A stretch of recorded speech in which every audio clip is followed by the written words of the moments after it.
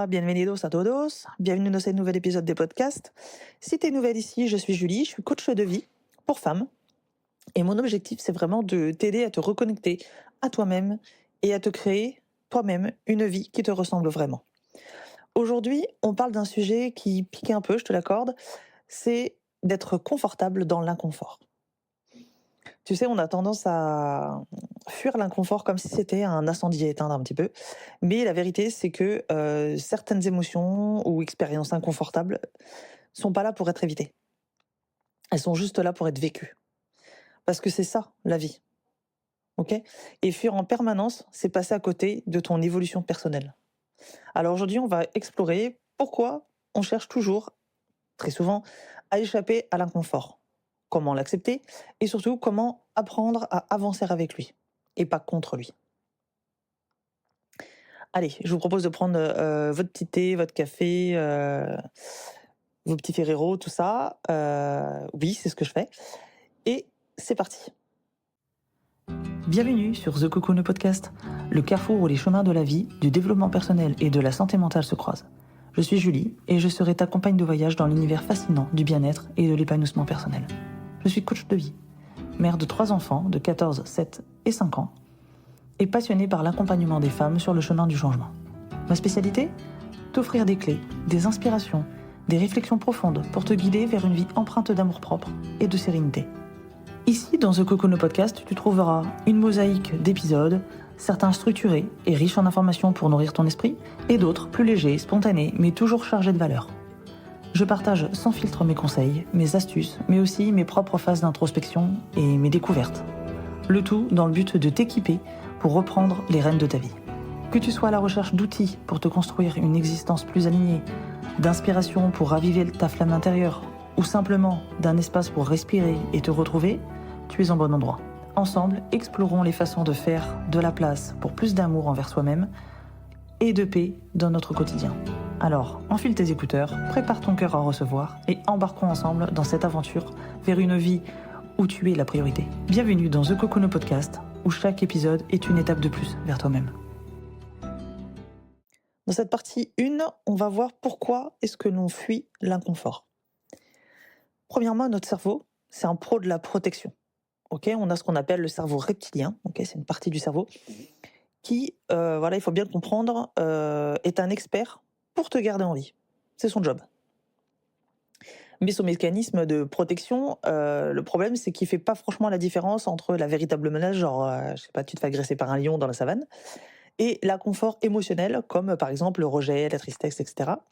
En fait, il va envoyer les mêmes signaux. Donc toi, tu vas avoir le réflexe soit de fuir, soit d'éviter, soit de te figer.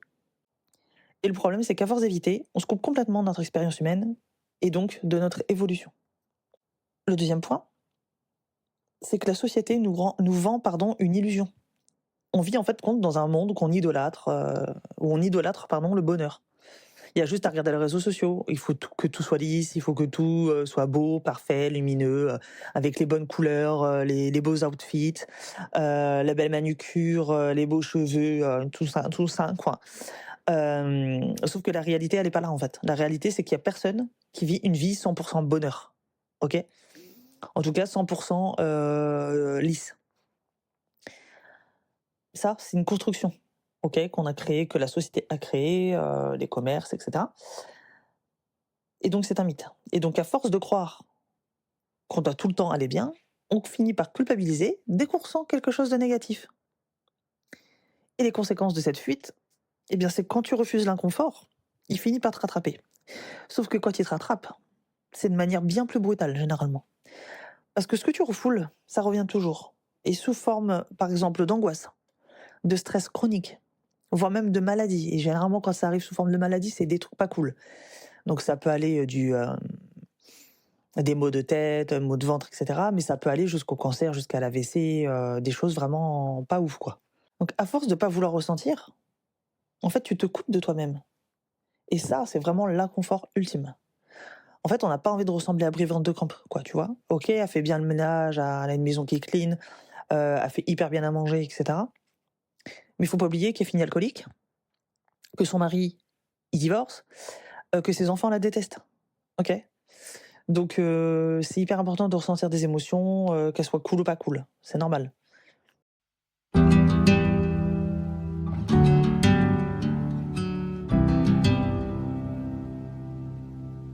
Dans cette deuxième partie, on va apprendre à accepter l'inconfort. Donc la première chose à faire, c'est de reconnaître que c'est normal d'être mal, parfois, OK? Alors l'idée, c'est pas d'être mal, tout le temps, toute sa vie, OK? Il y a des phases. Mais le premier point pour ça, c'est vraiment, de comprendre que l'inconfort, ça fait partie de la vie. Quelque chose de naturel et essayer de l'éviter, c'est aller contre la nature, finalement, la nature humaine. Donc dis-toi que toutes les émotions, qu'elles soient positives ou négatives, agréables, je préfère dire d'ailleurs, ou désagréables, elles sont valables. Elles ont une raison d'être. OK? Rappelle-toi bien cette phrase: «L'inconfort n'est pas éternel». C'est ça que j'aime dire. Il est comme un nuage. Le ciel, il est toujours bleu, tout le temps. Il y a simplement des nuages qui passent devant et les nuages, ils font que passer. Le nuage, il est pas là en mode, «Je reste là les gars, je suis bien quoi». Non, il finit par passer. Deuxième point, ça va être d'arrêter de chercher des solutions immédiates. Quand je dis immédiates, c'est on a tendance en fait à chercher des distractions, genre, Netflix. Genre, tu scrolles en fait sur, les réseaux sociaux, le boulot. Moi, j'ai été ça. Moi, ce genre de personne, c'était moi ça. Le boulot parce qu'en fait, comme j'adore mon travail pour le coup, c'était pas une corvée quoi de travailler et du coup, je me noyais dedans, pour fuir. Du coup, c'est des j'étais en esquive quoi de mes émotions, pas cool et sinon, on a aussi ce qu'on appelle la nourriture, donc manger en fait ses émotions. On appelle ça manger ses émotions. OK, les gens qui ont des soucis de boulimie, qui ont des soucis d'anorexie et ça je sais de quoi je parle puisque j'ai été anorexique il y a 15 ans de ça, je mangeais mes émotions. C'est-à-dire qu'au lieu de me dire: «Oui, je suis en train de faire une dépression», parce que oui, on m'a forcé, on m'a mis dans la tête qu'il fallait que j'arrête l'allaitement de mon bébé alors que j'étais pas du tout prête à ça. Mais les médecins m'ont dit: «Madame, c'est ce qu'il y a de mieux». Bah oui, mais moi j'avais 19-20 ans, j'écoutais les médecins. Parce que, bah, c'était eux, voilà, qui avaient la science infuse dans ma tête, dans mon imaginaire. Clairement, j'ai pas fait la même bêtise, pour, mon fils et ma dernière. Là, c'était, YOLO, one life, je fais ce que moi j'ai besoin avec mon bébé. Les autres, fuck. Franchement, c'est tout. Heu et donc au lieu de me dire: «Voilà, je ressens ceci, je ressens cela», ah, ben, moi je bouffe et après je vomis et du coup je fixe rien, je calculais tout, voilà, j'étais vraiment dans la paranoïa de la nourriture. Je mangeais mes émotions et en fait compte, au lieu imagine qu'au lieu de ça, au lieu d'éteindre ton émotion, tu l'as laissée exister. Je te propose un exercice. Quelque chose que j'ai appris à mes enfants aussi et que je fais moi, hein, quand, je sens que ça commence à ben, avant que ça fuse, avant que ça pète, dès que je commence à sentir les premiers symptômes de mon corps, en fait, je respire sur 4 temps et je souffle sur 4 temps. Ça s'appelle la respiration en carré. Tu peux le faire sur 5 temps, tu peux le faire sur autant de temps que tu veux, mais moi je trouve que 4 c'est pas mal. En plus, ça me fait penser effectivement à la respiration en carré, hein, puisque un carré 4 côtés, tu capté? Donc je respire sur 4 temps, je souffle sur 4 temps et vraiment la question c'est: je ressens ce qui se passe. Qu'est-ce que je ressens dans mon corps? OK, d'abord c'est physique. Est-ce que j'ai la gorge nouée? Est-ce que j'ai mal au ventre? Est-ce que j'ai mal ça me prend dans le dos? Hein, ça veut bien dire ce que ça veut dire, j'en ai plein le dos. Ça crois-moi, je sais très, très bien de quoi ça s'agit. Je connais. Hem, et cetera, et cetera. Qu'est-ce que je ressens physiquement? Et ensuite, je mets un nom sur mon émotion. Je me sens triste. C'est pas «ça me rend triste», c'est je ressens de la tristesse. Je me sens triste. OK? Il faut arrêter de mettre nos émotions sur les autres. Ils ne sont pas ou sur les événements.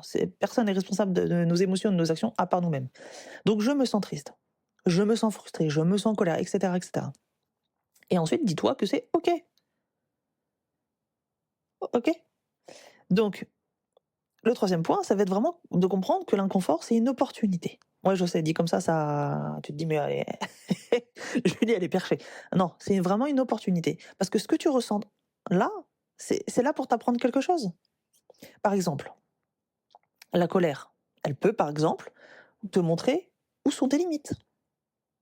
Un enfant qui, par exemple, n'aime pas quand on lui prend ses affaires, son frère, sa sœur, un copain, voilà, vient, lui prend son jouet. Ah, bah peut-être que lui, s'il comprend là, du coup, du fait qu'il est en colère, il comprend que sa limite, c'est, bah, ce jouet-là, vraiment, j'y tiens tellement que je n'arrive pas à le partager. Donc je sais que je vais devoir travailler dessus, mais là, tout de suite, je comprends que ma limite, elle est là. Et donc je peux la communiquer à l'autre. Écoute, je sens bien que là, c'est très compliqué pour moi, à l'heure actuelle, de te prêter mon jouet. Donc, pour l'instant, on va pas gérer comme ça, quoi. Tu vois? Donc, vraiment, voilà. La colère, ça peut te montrer, par exemple, où sont tes limites. La tristesse, par exemple, ça peut te rappeler, ce qui compte vraiment. Par exemple, je sais pas moi, je me fâche avec ma fille, admettons. Ah, bah oui, bah là, je me sens triste. Bah oui, parce que ma fille, je l'aime, en fait. Donc, me fâcher avec elle, ça me fait pas plaisir. Ce qui compte vraiment pour moi, finalement, c'est ma relation à elle. OK? Donc ça me rappelle ce qui compte vraiment pour moi. Et c'est pas agréable, c'est OK. Par contre, c'est utile. L'inconfort, c'est vraiment un enseignant, pardon. Regardez, si vous êtes maman, vous allez comprendre direct. Quand vous êtes devenue maman, mentez même pas, je sais qu'avoir des enfants, c'est génial. Par contre, c'est aussi de la merde. Dans le sens où ça crée énormément d'inconfort. C'est-à-dire qu'un enfant, ça salit, ça met du bazar, ça nous bouffe nos nuits, ça pose plein de questions. Et pourquoi ceci? Et pourquoi cela? On peut pas faire tout à fait tout ce qu'on veut quand on a un enfant. On est obligé de composer. Par contre, à côté de ça, il n'y a pas meilleur enseignant de la vie qu'un enfant. Moi, je le dirai toute ma vie, mes enfants sont mes maîtres. C'est-à-dire que ce sont mes coachs en développement personnel, mes coachs de vie, mes enfants. Vraiment. Ils m'ont appris que, bah ouais, en fait, Julie, quand t'es monk et que t'es maniaque, bah ça va pas le faire quand t'es un gamin. À un moment donné, il faut que tu choisisses. Soit tu passes ta vie à nettoyer, à ranger, et du coup, tu passes à côté de moments avec tes enfants. Et en plus, tu frustres tes enfants, parce que bah, du coup, bah, ils peuvent pas salir, ils peuvent pas jouer, ils peuvent pas. Voilà. Parce que tout doit être à sa place. Soit tu te détends, en fait, et du coup, tu joues avec ton enfant, et du coup, c'est pas grave si ça salit, tu nettoieras plus tard. Et ben, j'ai choisi la deuxième option. Alors, j'ai encore des tocs, j'ai encore, voilà. Là, ils ont grandi, donc ça y est, je revis, je peux renettoyer, c'est moins le bazar, c'est voilà. Quoique, des fois, je retrouve des One Piece à droite à gauche, je retrouve des Playmo, des Lego à droite à gauche, mais ça va, ça va. Par rapport à ce que ça a été, ça va. Mais les enfants sont nos maîtres, sont nos mentors, nos enseignants, nos coachs. Et pourtant, c'est de l'inconfort. Toute notre vie, ça va être de l'inconfort avec nos enfants. Même si à côté de ça, c'est une source d'inspiration énorme, c'est des sources de joie et de bonheur énormes, sans parler de l'amour que ça procure et que ça provoque, hem, c'est aussi de l'inconfort. Donc c'est utile, OK?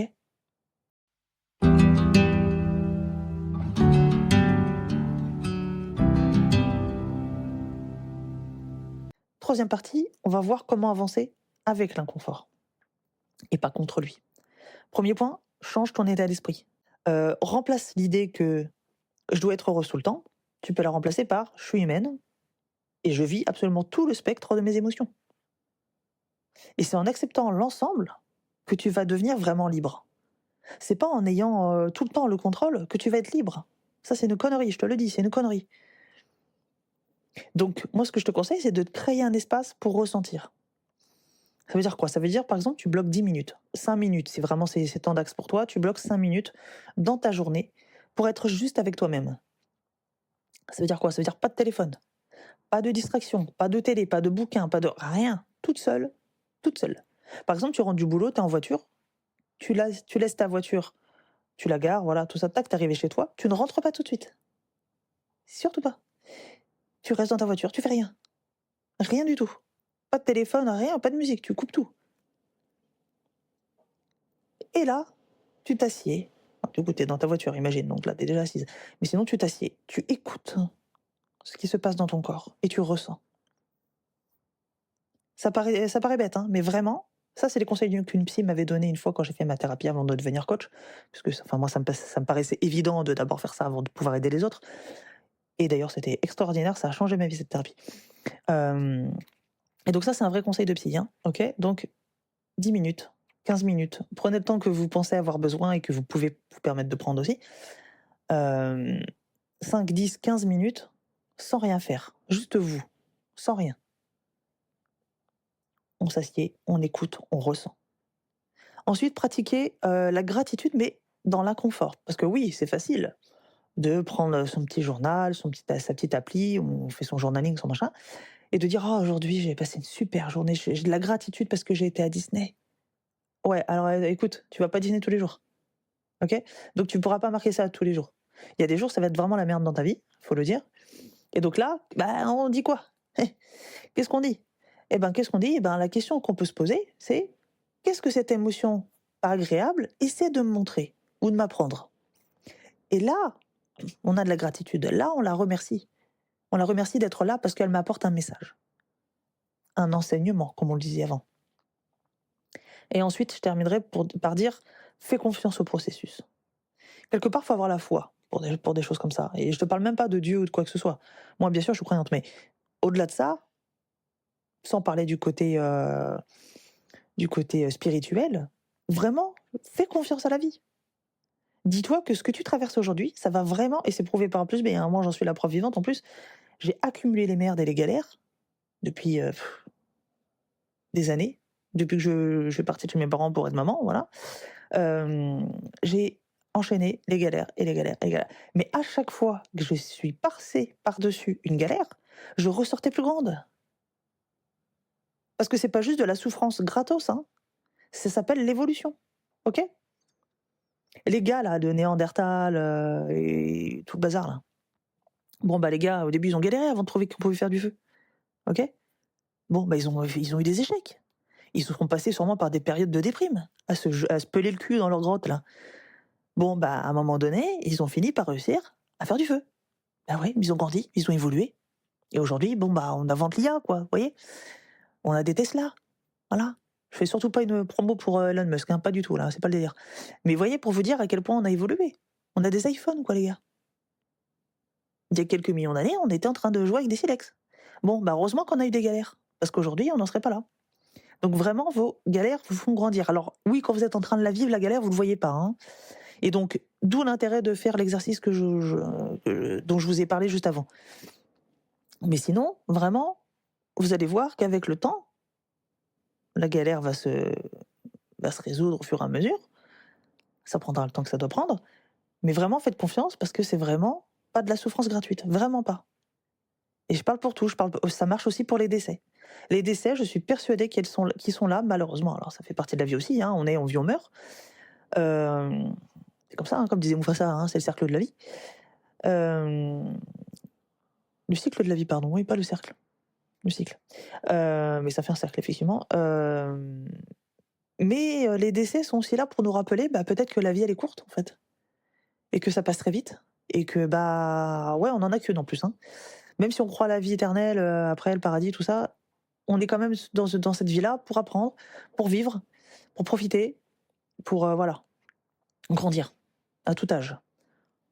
Donc vraiment, comprenez bien ça, tout arrive pour une bonne raison. C'est pas juste de la souffrance gratuite, ça s'appelle l'évolution.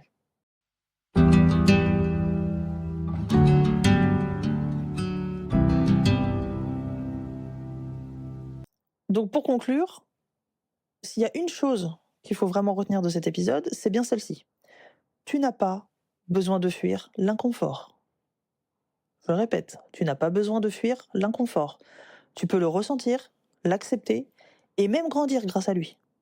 C'est vraiment une réalité universelle, hein. La lumière n'existe pas sans l'ombre.